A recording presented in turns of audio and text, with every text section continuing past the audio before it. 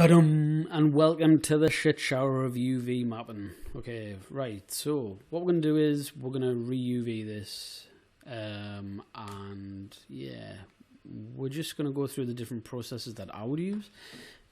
It's already kind of UV'd, could do a bit of work, but this is largely the process that I would use.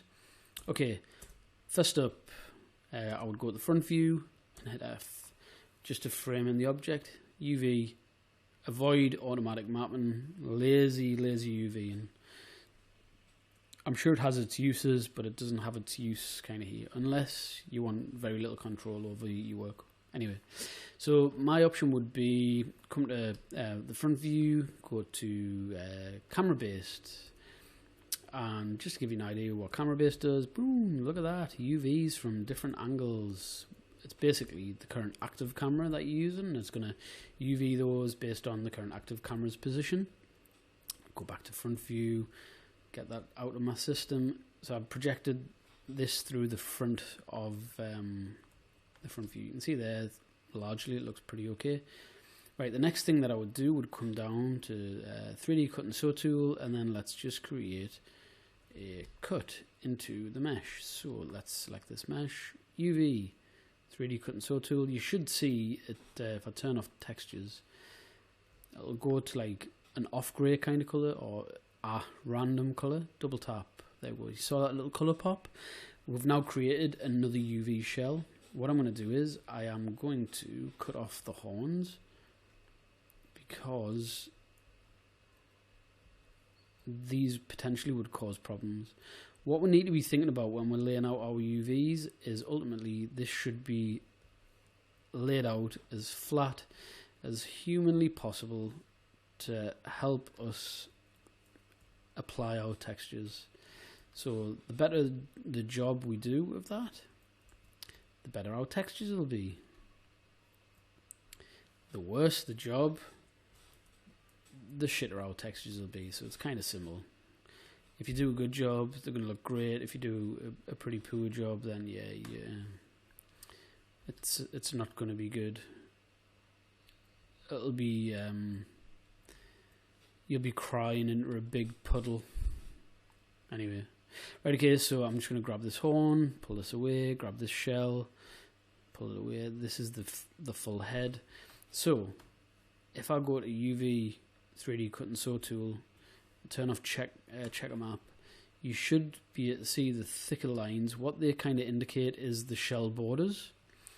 So what I've done is, you can see the shell border, I cut it off there round the side, and I've cut a seam down this. So imagine that this horn, it's kind of like a pop bottle almost, and you've got this cut in the label, and it's been wrapped back around that object. So what I'm going to do is UV, and then go to modify, and then unfold. So you should see this UV nicely unfolded.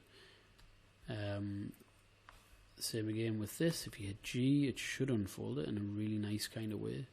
And then if you go back to textures checker map, you should be able to see that largely the checker map is pretty square. So what that means is it's worked reasonably well. You know, it's going to be pretty decent for coverage when we look to apply our textures. For some reason, I think Maya's had a little bit of an accident there, not accidentally cut that piece there. So we'll just re-sew it. Let's go to modify and unfold that again, just to make sure it's all hunky-dory. Okay, so the back of the head. So at the minute, if we were to try to unfold this, go modify, unfold, it's just going to look a mess. Like, that's the head. Like, what the hell's that?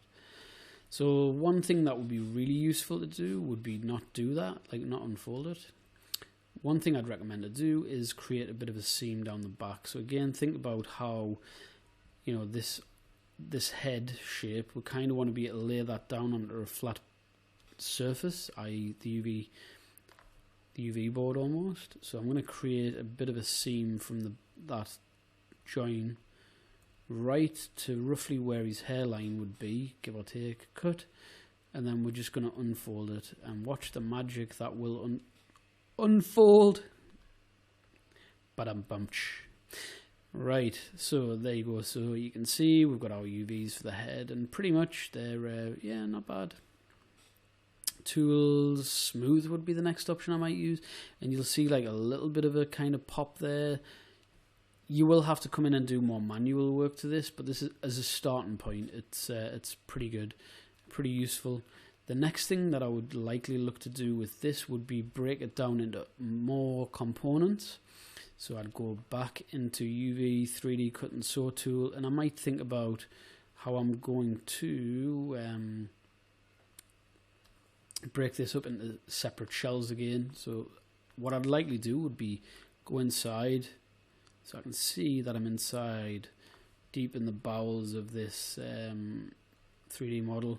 Double tap and then double tap. See there, that color change. So we've changed that. I'll turn on lighting so we can see what the hell we're doing in here.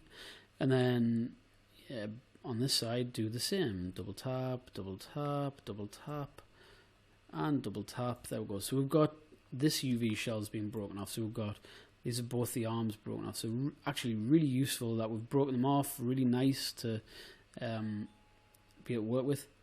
1 second, somebody's delivering a pizza. I'll see you in the next video after I've eaten.